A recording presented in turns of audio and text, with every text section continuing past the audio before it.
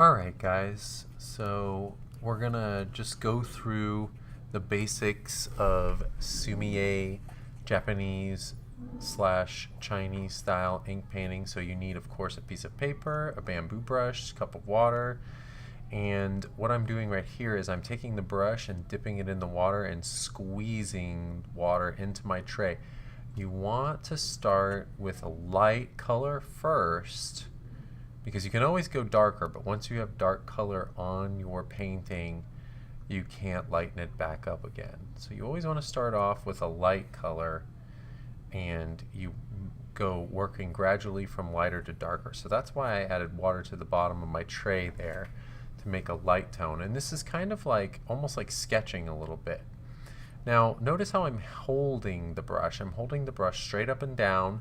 I'm holding it at about the midpoint of the handle, and when I'm painting to get these thin lines, all I'm doing is really just touching the tip of the brush to the paper and allowing the tip to add the color as I go. And then as I go, I am adding layers of the color, which will make my colors darker. Now this is a piece of copy paper or printer paper, so you'll see that the ink tends to pool a little bit more here.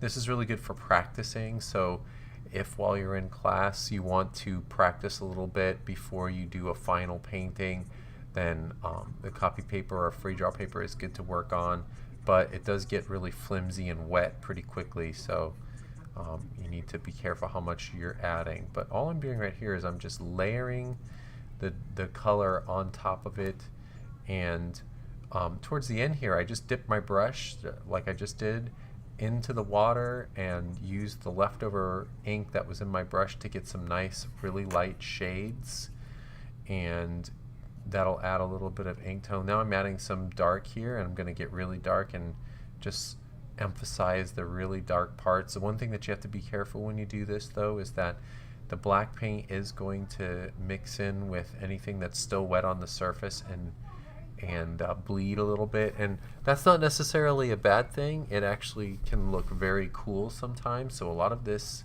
painting process is experimentation. A lot of this painting process is unpredictable.